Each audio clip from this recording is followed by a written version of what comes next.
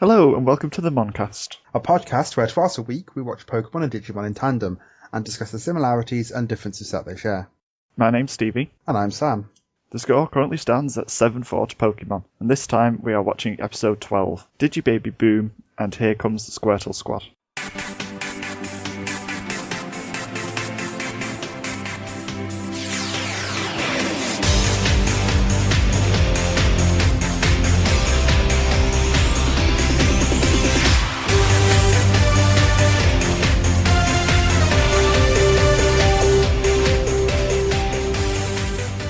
The first episode we are watching this time is Digibaby Boom. TK and Patamon wind up in a village full of baby Digimon, protected by the loyal Elecmon. As Elecmon and Patamon fight, TK expects Patamon to finally evolve. Fortunately, Patamon fails to evolve, and they end up talking through their problems and having a tug of war to settle their dispute. As their new friend rushes off to return the island back to Infinity Mountain through the power of friendship, I'm not even joking, TK and Patamon look onwards onto their confrontation with Devimon. Digimon, digital monsters, Digimon are the champions. Digimon, digital monsters, Digimon. So what did you like about the app? I adored Patamon all the time. I assumed you would. Patamon's my favourite, and it's so adorable, and it just wants to digivolve. It's so cute. Yeah, I quite like this episode on the whole because it's completely different to what we've had before. Plot, like setup wise, it doesn't have a massive battle. It has one little fight. You can really call it a fight. It's just them using their attacks a little bit at each other. A lot of it's talking and plot, which was quite nice.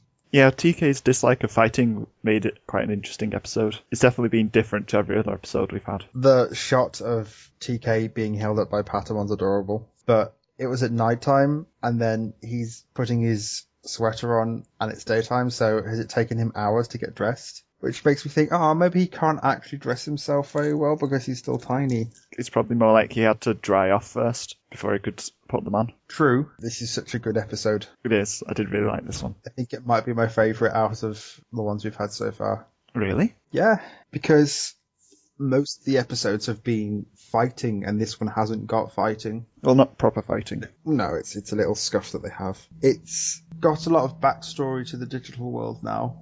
They've explained that when Digimon are born, they start off in these eggs, and then they hatch here, where they're under the care of a Digimon.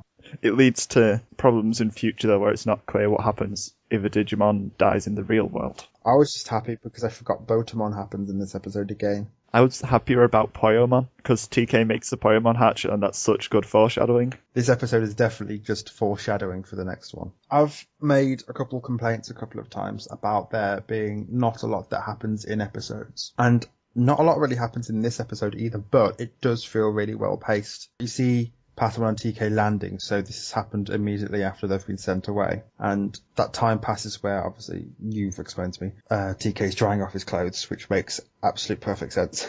And then they go off on that little bit of wandering. And I really like this scene where there's a train line and there's a train going past, but you can't see it and everything. I think that's such a nice little scene. Although it's weird that TK at one point says that's the most silentest train ever. But it's not, because they're allowed train sound effects playing. But I think it's such a nice episode that does something different. I just really liked it because it was a lot of focus on TK and Patamon. They've not been focused on at all before, because they've not had their own Digivolution episode. They've definitely felt like background characters, or tools to drive other people's plots, especially Matt's. The most that they've done is be a thing for Matt to be concerned about, or a thing that they must protect because he's the youngest one. And it's also nice to see how similar Patamon and TK are. They're both quite childish. They feel like the two youngest people. Age-wise and mentally, they seem quite young, which is cool. It's nice to see what the youngest people will do in a situation where they were in peril. Now they're not as in peril. They're in a place that's relatively safe. Apart from Electron with his super powerful attack. Well, he's not that bad. He's just like all across Primary Village. That's a really powerful Thunderbolt. Well, he's a protector of these tiny baby Digimon. It's understandable that he'd have some sort of power. The babies are actually really cute as well. I really like them. They show Botamon, Punimon, Gyramon, Poyomon. Those are the four that were in Digimon World. Yeah, they are, yeah. There's quite a few references to Digimon World in this episode. There isn't a primary village, though. No, there's no primary village. It's nice to see the baby Digimon, and it's cool that these are all the Digimon that evolve into the ones that we've seen. Because obviously Punimon turns into Sunomon or something else. But Sunomon turns into Gabumon. Euromon, is it? The fluffy one? Turns into either Tanamon or Yokomon. In Digimon World, they all just go to one in training form and nothing else. But it doesn't match up exactly with the partner's kids anyway. It's just the same baby Digimon that they show in this. Still, it was nice to see Poyomon before we see TK's Poyomon. There was one other reference to the Digimon World games, which was when Electron says he's going to go off to Gay Savannah, which is a place on File Island in Digimon World. It makes it seem like it's the same File Island. I like it. I like the little references to the game. Have you got any more likes? I like the weird evolution thing that happens that never happens again. When Electron and Patamon are fighting and you see a close-up of the screen of the Digivice and the bars are filling up. It's a bit like they're showing that there needs to be a certain amount of danger for them to evolve, and that bar fills up with danger. It's very weird. It doesn't make sense why it's there, and it's never explained, and it never happens again. I don't know why it was there exactly, what it was trying to show us. I think it was trying to build up this tension of, oh, maybe Patamon's about to evolve. Patamon would have just wiped the floor with Electron, and the rest of the episode would have been ruined, so obviously it wasn't going to happen. I also like the tug of war.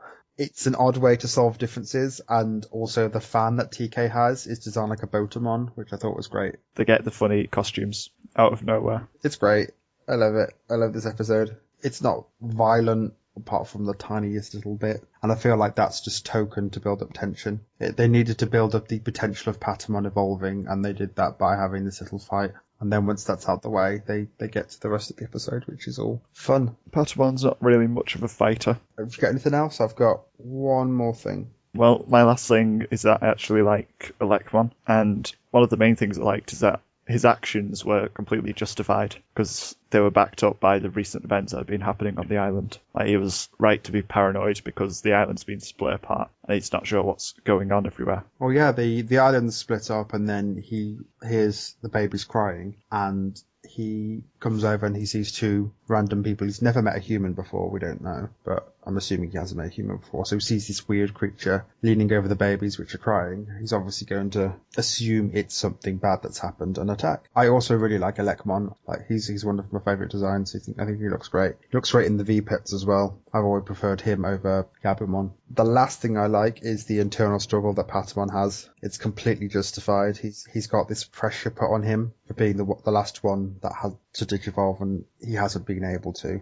He also explains this little dichotomy he's got of that he wants to stay as he is, but with his power level at the moment, he can't really protect TK. So he's got to change into something new and more powerful and potentially be a completely different person in order to protect TK, or he could stay the way he is with the power that he's got and potentially not be able to save him. We don't often get to see the inner workings of Digimon, and it's nice to see, especially with Patamon, who's got one of the most interesting character arcs in this first arc. Yeah, especially out of all of the Digimon. Like, he really stands out as something just different. His Digivolution episodes are always something special. It's always a last-ditch effort, and it's a trump card that they have, and he's always used in an emergency situation, which is quite good. But now we must go into the dislikes. Dislikes. I've got one, and I know you're not going to like it. I forgot how much I dislike Patamon's voice. It grates with me a little bit. What?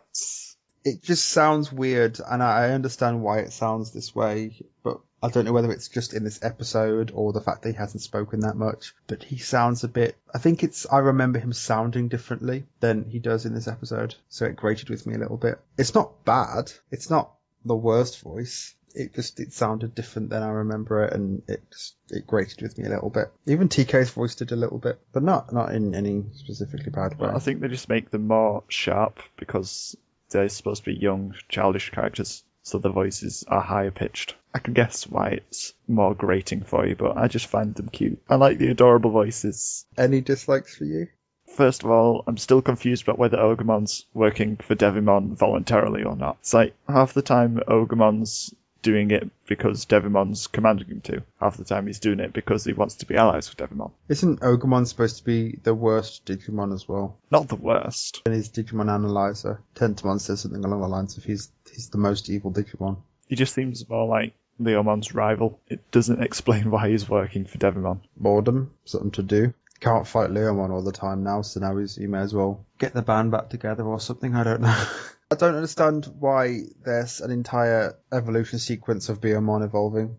Yeah, that was just out of the blue. I understand Patamon talking about, what would Beomon do in this situation, but I don't get why they had to have the entire sequence. It feels like they had to have an evolution shot in every episode, so they forced it in a weird way, and I feel like it wasted time. That's pretty much what the Digivolutions are, filler content. When they don't have enough content to fill the episode, they just slot in some more Digivolution sequences.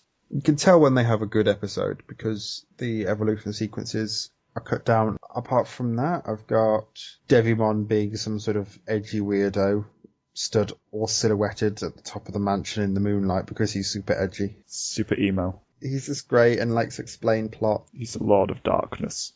He's super evil. It's great. And then the last thing I have is that it's written in digicode. It's just Japanese. Pretty certain it's hiragana. Oh, look at you, knowing your things. All I know is that it's in pretty colours. It's multicoloured because it's like crayon. I've two more minor things. Well, my first minor thing is that there's one shot where you just see Patamon's head, and you hear the wing beats of him flapping its wings, and they're way too fast. It can't fly like that. It's long, slow beats, and the sounds are just like... and it's not right. Look at you being picky about the sound. I'm doing one of your things. I don't want to imagine Patamon struggling to fly because it's going overdrive with its wings. Okay, and my last thing is that it uses Pokemon logic when it comes to befriending a Lekmon. Beat it in a battle and it will become your friend. It was a tug of war, which isn't that much of a battle, but still, it's a bit dumb. They could have just been friends anyway. I mean, it didn't really solve anything. And then Elatmon tries to fob off the job of raising the kids to Patamon, which I thought was great. Soon all this will be yours. No, I'm just hanging out here, if I'm honest. I don't want to be doing that.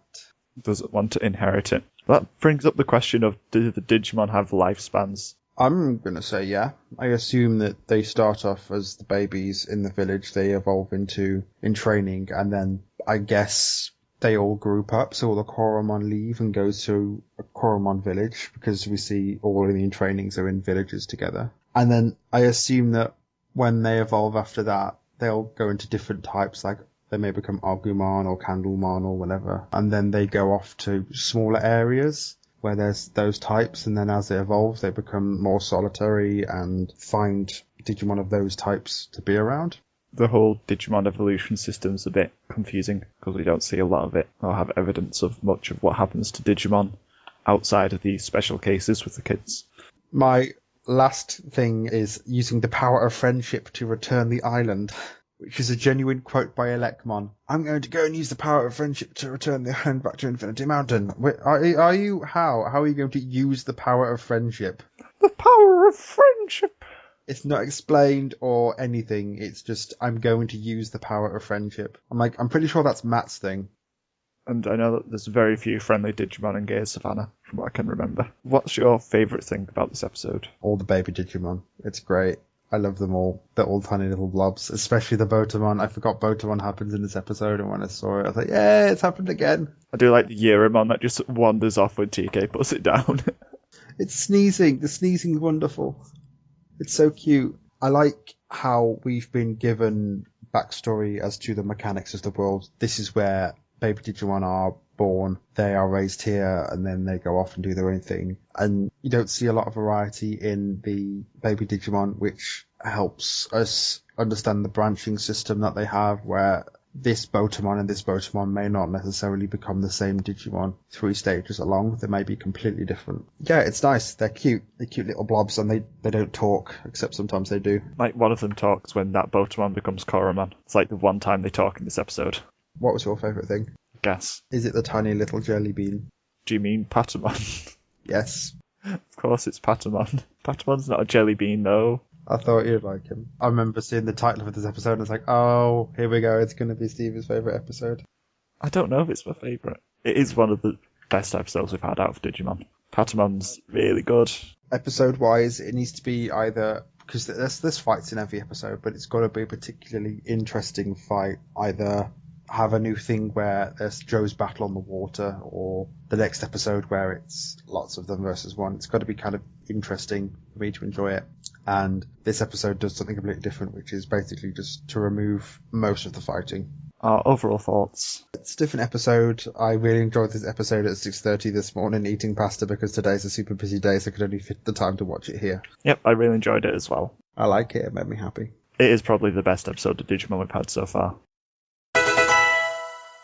The second episode we are watching is Here Comes the Squirtle Squad. Ash and Co. are on their way to Vermilion City, still, when they fall into a pitfall trap set by the infamous Squirtle Squad that's been plaguing the nearby town with their juvenile pranks. Pikachu scares them off with its Thunderbolt, so the Squirtles run away and encounter Team Rocket. Meowth earns the squad's trust and sets a plan in action to use them to capture Pikachu. When Team Ash get ambushed, Pikachu is seriously hurt, so he begs the Squirtles to let him go buy some Super Potion. The store is being robbed by Team Rocket though, who need some flash powder to make bombs. Ash, accompanied by Officer Jenny and Team Rocket, race back to the cave where the rest of Team Ash is being held, and then a big explosive battle starts. Ash saves the head Squirtle, and together they take out Team Rocket, save the town from a forest fire, and then move on to have new adventures together.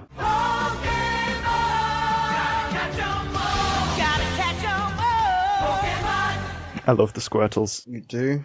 Squirtles are the best. I thought Bulbasaur was the best. No, these Squirtles are amazing. They're like a mixture between the Mafia and just teenagers. I absolutely adored them. They're amazing. I really like them. I like at the start where Ash is singing the music as he's walking. It's a little bit meta of him. I was like, no, Ash, you can't do this. You can't break this wall. Only Mimi can break this wall. No, Digimon's broken this wall before. He did it in Digimon the movie when they were blowing bubbles to the theme song. Oh yeah. So they're both even on the wall breaking with singing their own music. I've got a note that says the narrator was sassy, but I can't remember in what way. It was probably to do with them falling into the pitfall. Probably. It's like said something about a pitfall, then they fell in, and then he repeated the thing about the pitfall, like, oh, I said there's going to be a pitfall. Funny, haha. I like the showdown with Squirtle and Pikachu, where they play some generic Western-style music. I like Westerns, and the thought of them having a high noon shootout makes me happy. And then the Squirtles run away, as they should, because water's weak to electric. I love the Squirtles. I like the fact that James says, I'm sick of pizza for every meal. Don't lie, James. You can never get sick of pizza. I genuinely believe that, because you can have so many different toppings on pizza. Back to Team Rocket, though, I really liked Meowth translating for Pokemon. He's quite an interesting little plot mechanic, Meowth. He has a way of getting across Pokemon who have their own opinions and thoughts. He's this intermediary between it. Yeah, and it's something that I don't think any other Pokemon's really got the ability to do. At this point in the series, anyway. Yeah, I mean, another psychic Pokemon, or any Pokemon from one of the movies. There's so many films. Anyway. Jesse just mentions world domination at one point, and that's kind of really dark. Well, it is in their motto, isn't it? To protect the world from devastation. To unite all people within our nation by dominating them all, I guess. They never mention world domination. I always assume that they just want to have a big business and become really rich and do these evil schemes. I don't think they'd want to enslave the world. I guess they just want to control everyone, because they're evil. Apparently. I like when Pikachu's in the water and Goldeen's approaching it. It's like the movie Jaws just reenacted with Pokemon. I just like seeing Pikachu swim because it's cute. It's tiny little nub feet. I've also liked that Pikachu has automatically learned to react to every situation by thunderbolting it. So, oh, the Squirtles are there, I'd better thunderbolt it. He is a little bit Zap happy. In the last episode, when he just joins Charmander for no reason other than just murdering this child. No reason, doesn't need to be there. Charmander's already proven the point by burning Damien. He's like, I want to also do this. I'm going to come here and electrocute him as well. Damien should be so dead. He's been burnt to a crisp and electrocuted simultaneously. Did you see the cameo in this episode? Gary's there. Yeah, he's there for half a frame. It's more than half a frame. He walks out of the shop. He slams the door into Ash's face, who's then unconscious for nearly 24 hours. He witnesses Team Rocket doing the thing with snow. Apparently they've got like ice guns, but they shoot petals. They're probably confetti cannons that they've stolen, so that they can just pretend to have lethal weapons. Have you got any more likes? It was smart when Ash used Charmander as a light in the cave. I like it when Ash is smart, or when anyone is smart. It was nice to see him use a Pokemon's natural abilities to his advantage. There are some shots in this episode, and I don't know whether it's because of the art style or whatever, but it looks like Ash is wearing mascara and eyeliner, and I love it. Nice. I don't know whether it's just this episode. Yeah, there are some shots where his eyes are being really heavily lined and it looks amazing. I know, I've got one last like. Team Rocket's plans in this episode were really cunning, and they're actually quite clever to get the Squirtles on side. It was cool of Meowth to sort of be like, oh, these are my people, I boss them around, so now I'll boss you around. And now onto the dislikes. One of my biggest problems with this episode is it recaps the last 2 episodes about how Ash has got the starters, and then immediately shows Squirtle on the title as the Squirtle Squad. I was like, oh, okay, we know exactly what's going to happen in this episode. All the surprise has been lost. We know that Squirtle's going to join the team at the end of it, and it just feels a bit token, this episode. Like, it feels as if they just needed to get Squirtle to join. I feel like it would have been nicer to maybe have spaced out these episodes a bit more, because they're starter Pokemon and they're important. That would just mean more filler in between of stuff like Clefairy and the Moonstone. But it would have been nice to maybe have had maybe 1 episode between them, instead of having 3 episodes in a row where each episode they go to a place, they find a starter Pokemon, and then they get the starter Pokemon.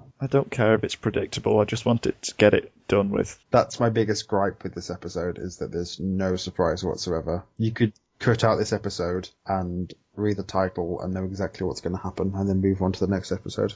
But then you'd miss out on the amazing Squirtles. Squirtle Squad are the best thing in this whole episode. Maybe. Squirtle. Your turn for dislikes. What is it with this show and falling from rope bridges?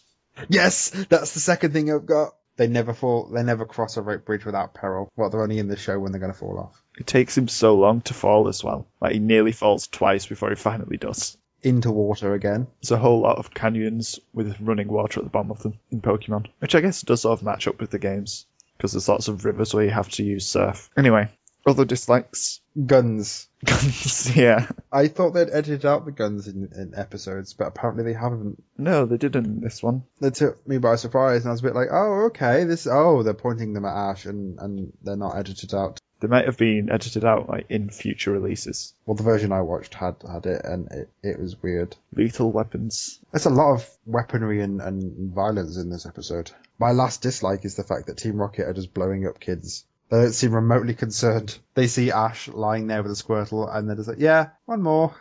Bye. Bye, Ash. They've already nabbed Pikachu at that point, so they should just be running away. No, they want to just explode a child on a turtle. They're monsters. Team Rocket are monsters in this episode. They are quite effective in this episode, though. Yeah, they are. There's a few things about Meowth that confused me, though. Like, when Ash gets back and Misty and Brock are outside because the Squirtle Squad changed their minds, why didn't Meowth have any input in that? Meowth surely would have tried to convince them, no, you shouldn't set them free. The other thing was Pikachu gets healed with a super potion. It was like right next to Misty and Brock, quite clearly safe. And then next shot we have Meowth snatching Pikachu. Well, not even snatching Pikachu, Meowth just has Pikachu now and is climbing up the ladder. Yeah, I thought that was weird. Did Misty and Brock just watch him walk up and grab Pikachu? Just like, oh, okay, this is fine. Inconsistencies. But apart from that, that's everything that I disliked. Favourite thing? Squirtle Squad. I'm not a massive fan of this episode, if I'm honest. What? This is probably my favourite episode so far. Oh no, we're going to fight when it comes to the point then. I love the Squirtle Squad so much. I like Officer Jenny. She explains the multiple versions of herself. Yeah, she does a much better job than Joy did. We are cousins. We're identical cousins with the exact same name. That makes perfect sense. It's entirely possible. Overall thoughts? Really enjoyed it. I loved this episode. Oh, I thought it was a predictable episode and not a lot really happens. I don't care if it's predictable because it had the Squirtle Squad. They have glasses, Sam. I know. They're wearing like glasses from the 70s or something, whenever the Beatles were a thing. And then the lead one has triangular shades because it's the leader. It's cool. They look like they should be in Animal Crossing. Yeah, I can see that. They're really cool. They are just punks that get converted into firefighters. Just because they're water Pokemon. I really like them. Well, we're going to have a fight in a minute then. Now it's time for Mono a Mono, where we talk about the similarities and differences in these episodes. So, let's start with our monsters of the week. What's your monsters? Is it Squirtles? I think it's going to have to be Squirtles, even though I love Patamon as well. But it's the Squirtle Squad, and I love Squirtles. They're amazing. Okay, mine is Team Rocket, because they tried to blow up a child. Aww. They didn't need to blow up Ash. It was unnecessary and pointless. They could have flown away in that time, but they decided to stay just to bomb a child. Yeah, that is incredibly cruel and heartless. It seems so unlike them. They're goofy idiots who make complex contraptions on vacuums. They shouldn't be blowing kids to smithereens. It felt a bit weird to me how the only reason they would do it would be to intentionally harm and or kill Ash, and it's weird. They held Star at gunpoint as well. They were particularly aggressive and violent in this episode, even if they were smarter than usual as well. So yeah, it was bad for Team Rocket. They did bad things. That actually hurts me. I like it when they're silly and weird. I don't like it when they're intentionally a bit violent, which is weird. Which episode do you think had the best storyline? I'm going to say Pokemon. I'm going to say Digimon. I'm going to say Pokemon. I'm going to reiterate that I think it's Digimon because it solves an issue without violence and does something different plot-wise. If you read the title of Digimon, you wouldn't know what was going to happen, but if you read the title of Pokemon, you know exactly what's going to happen. You would not predict that these Squirtles are going to be gangsters, or that Meowth is going to take over the squad of Squirtles, or that Team Rocket is going to worm the way out of being captured by these Squirtles.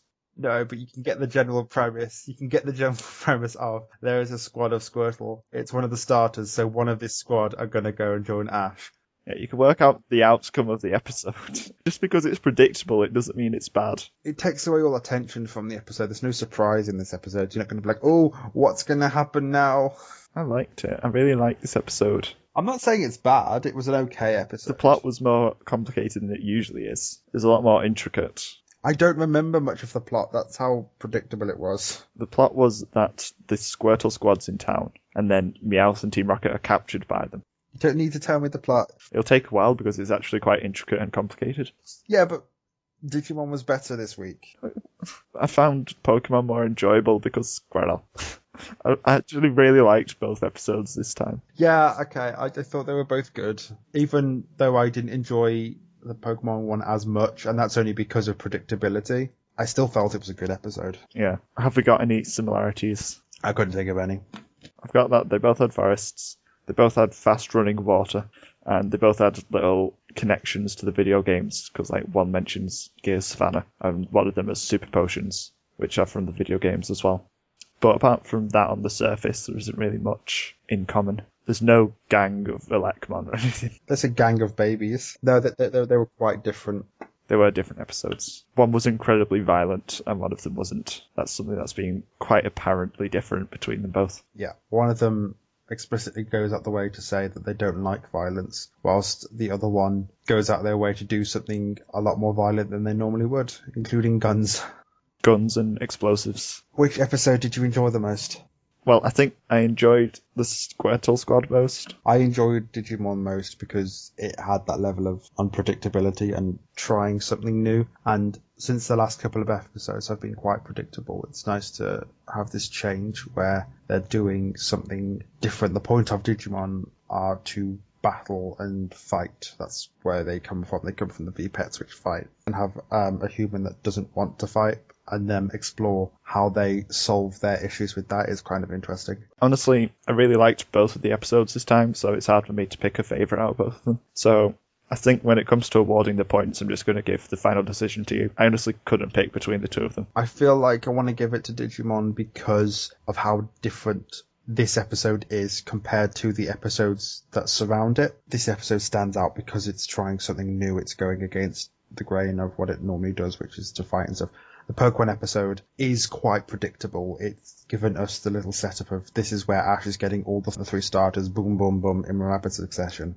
There's no surprise in it. The story for Pokemon was good. It had this ragtag gang of Pokemon doing their own thing and them being used by another Pokemon to do nefarious things. It's an interesting story, but it follows the same plot beats that we've had with the other episodes, and the outcome is the same as the other episodes where it's the starter deciding to join Ash for some reason. I feel like Squirtle joining Ash is a lot more justified than Bulbasaur joining Ash, who just joins him for no reason. Yeah, Bulbasaur was just made redundant. Charmander I can understand because they saved its life, but I feel like Charmander could have joined any of the three, and that would still be valid.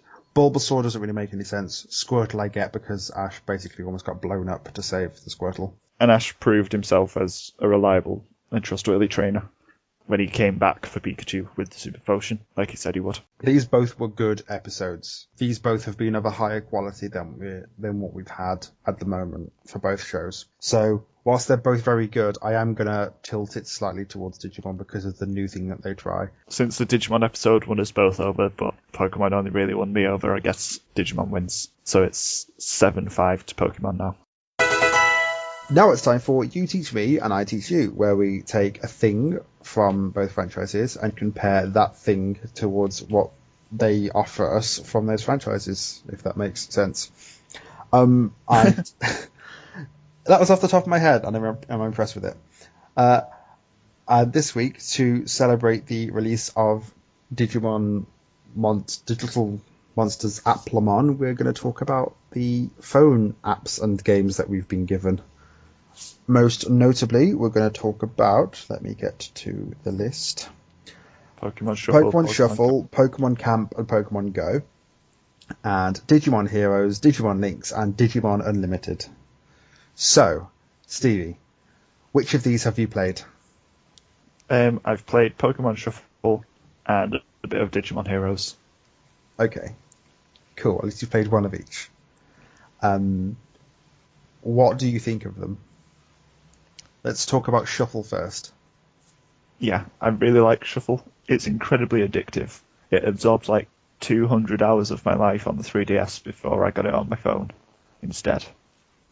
Which I've not played as much recently yet, but on the phone version it does seem to be pretty much identical. Mm. But I was really addicted to it at one point. I didn't play the one on the 3DS, but I did play a week of the one on my phone for this, and it did absorb me quite well.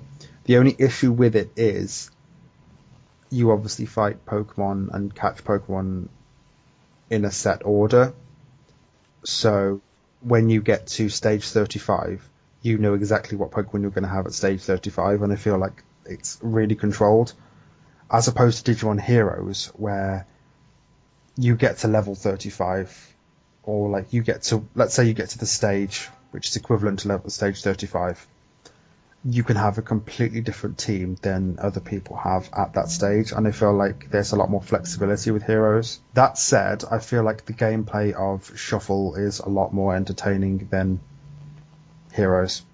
Yeah, Digimon Heroes felt like Lucky Dip. It's just like luck of the draw. How much did you play with Heroes? I don't know, like a couple hours.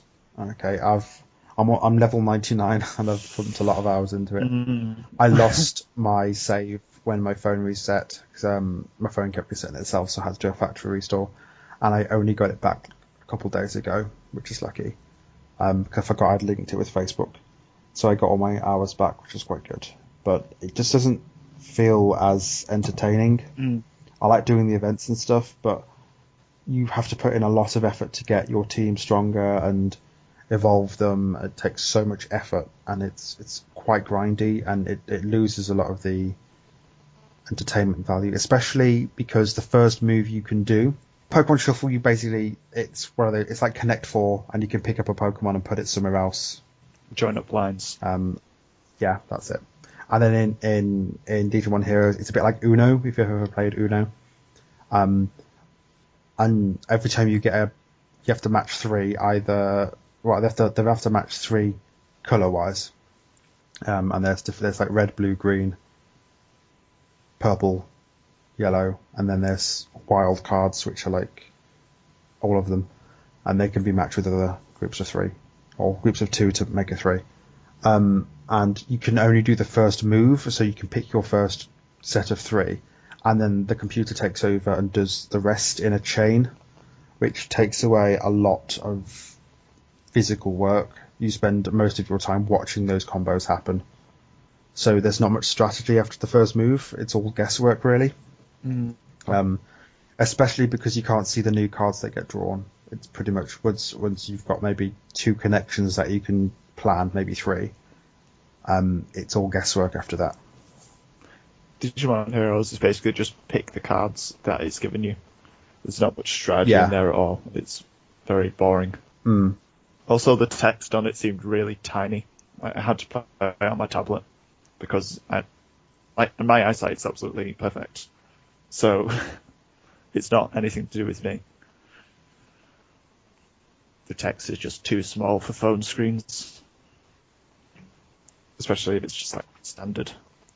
I also feel like the entertainment value of Pokemon Shuffle, it's kind of immediate. Each game lasts at most a certain amount of turns or time, and the turnover's quite quick. You can get through levels really quickly, whilst in Heroes you have maybe 5 different waves of Digimon to defeat, and it gets kind of repetitive, and it's such a hassle. Sometimes it takes you maybe 5 minutes to go through a stage, whilst in Pokemon Shuffle it's a lot shorter.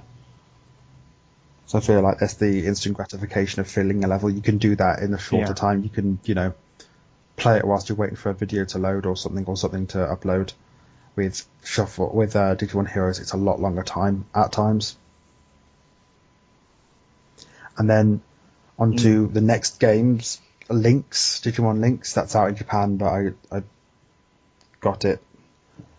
It's kind of similar to Pokemon Battles, basically. You have an island where you can get meat and you raise Digimon, and you have to collect stuff from battles, and the battles are similar to Heroes, where you have 3 waves of Digimon to fight. They're 3D models as well, which is kind of nice, but there isn't much variety. I know Jeff from Prodigious was playing it as well, and he also says that the replay value isn't there. There's a lot lacking in it. Once you sort of get maybe 1 or 2 Digimon you like, there's no real replay value. And I think it's not because of the language barrier as well. You can get through it quite easily. It's not too difficult. But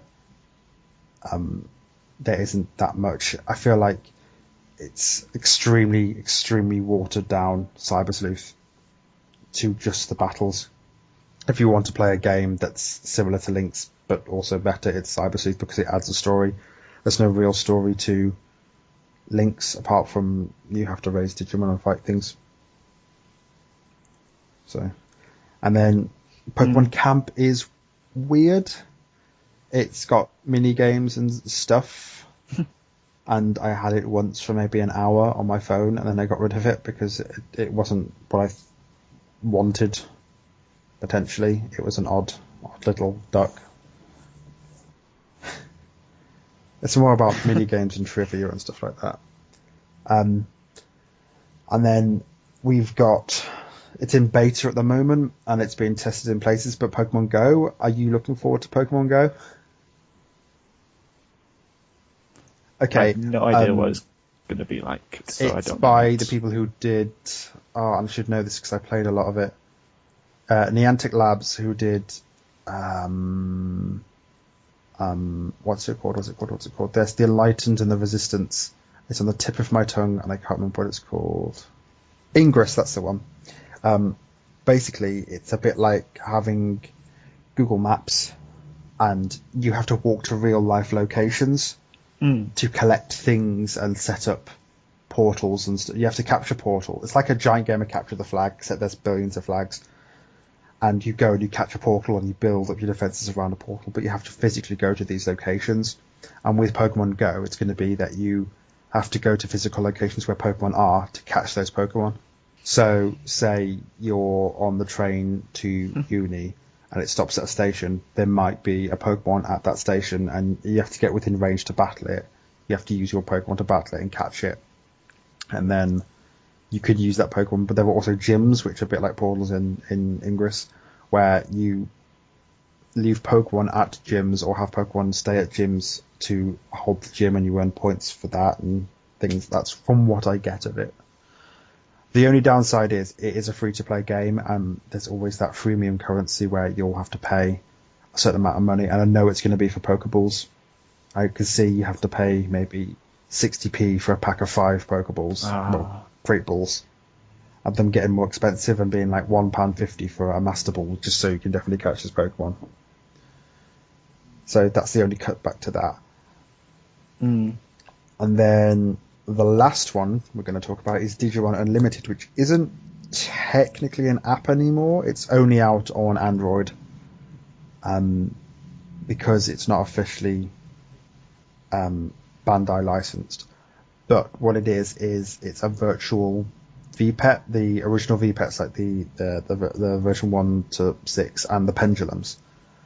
This wonderful human being or human beings have basically made them into an app where you have a pixelated version of... There were 2 versions, and the first one had photos of the actual pendulum and whatever, and you had it on the screen on that. This newer version has basically drawn pixel art versions of the VPETs, but you can change the colours of the frame and the buttons and everything, which is really cool. And it's literally just the VPET, but on your phone, and it alerts you when it needs food and stuff. There's so many branching evolution paths. It's really good to have if you like VPETs, but you can't have one with you because they are fragile or whatever, or you don't have space to carry them. It's really great. If you have an Android phone, I recommend getting it. You have to go onto Digimon Unlimited's website and download it, but it's absolutely fantastic. I have actually played that one. I just forgot what it was called. You have played it? And it's just VPETs aren't really my thing, because I get bored of checking on them every 2 seconds. You're missing out. It's great. You're not missing out. They're a niche thing. I like them. I think they're great.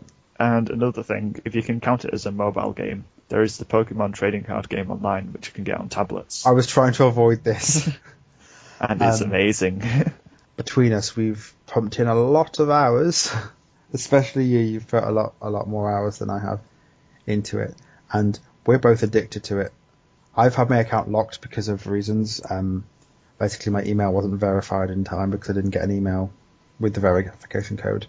And now I'm locked out of it.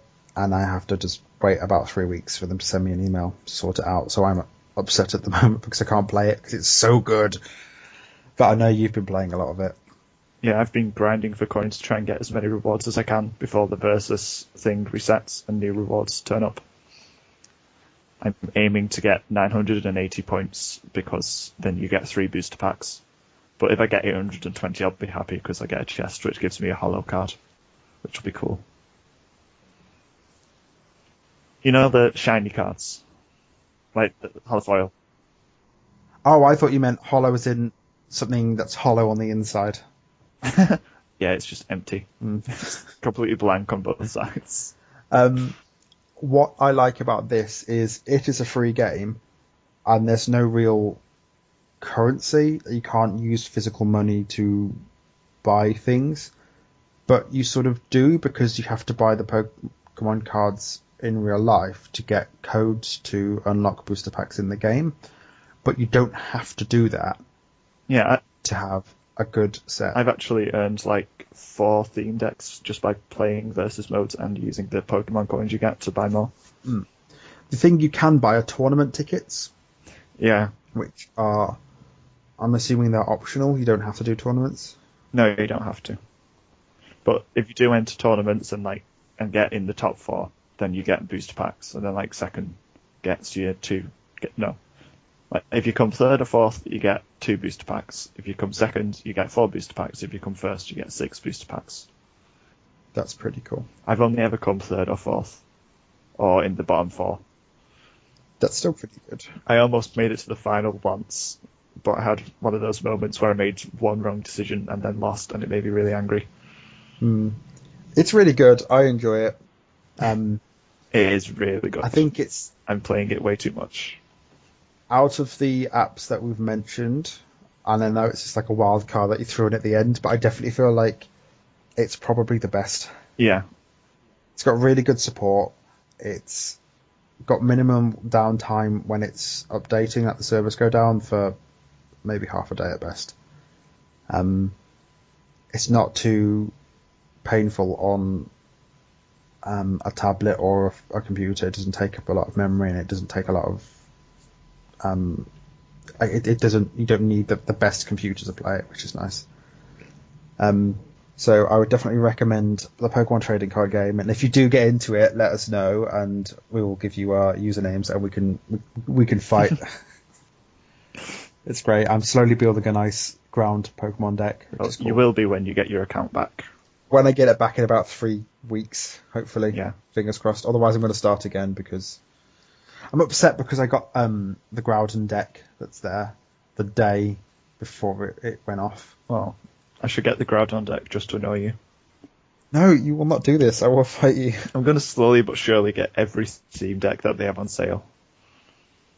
Like, I've basically just hearted all the ones I've not got yet, and I'm taking them off the list as I get them. So yes, definitely recommend the Pokemon trading card game, and if you like V-Pets, get Digimon Unlimited. It's really good. It's free. There's no premium currency or anything. It's got online battles, so you don't have to fight a computer or anything. You can fight people to get, or you can scan QR codes to fight random monsters and stuff, which is pretty cool as a mechanic. So you have that battle limit. All the evolution requirements follow VPET rules, so you do a certain amount of care mistakes, or you battle a certain amount of times and you get a certain one, and there are guides online you can follow to get the Digimon that you really want. It's not too difficult. I really like Greymon and Rise Greymon and stuff, and I've managed to get them a couple times, which is quite nice. But it's good, it's fun, it's a classic VPET, brilliantly translated to a phone app, which is cool, and it's free. So I definitely recommend that one. And then I know Stevie wholeheartedly recommends the Pokemon trading card game because you're addicted. Yeah, I recommend it if you don't want a life anymore.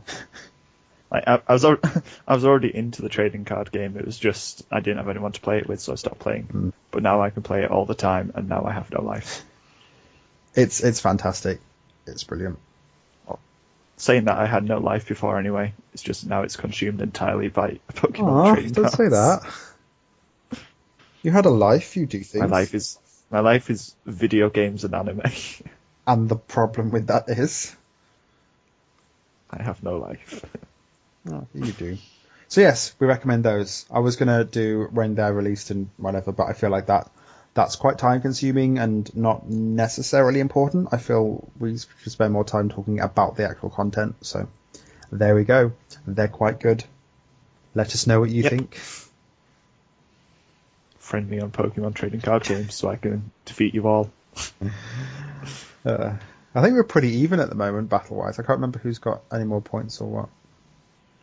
I've made a really good Dark Psychic deck, which I really like. Well, good. I've made a Ground-type one and a Fairy one, which win, so...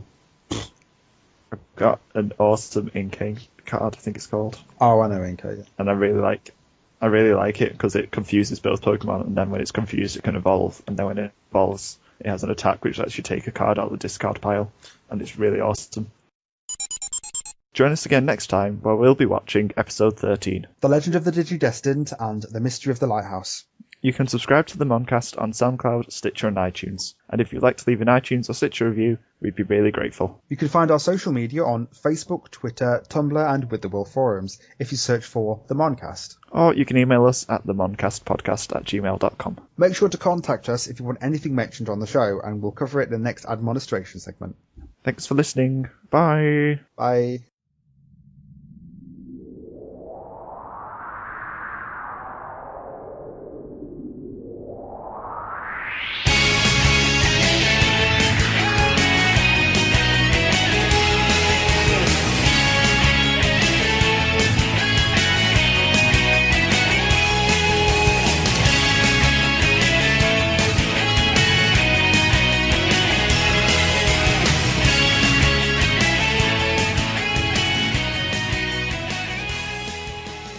TK and Patamon wind up in a village full of baby Digimon, protected by the loyal Elecmon. Oh dear.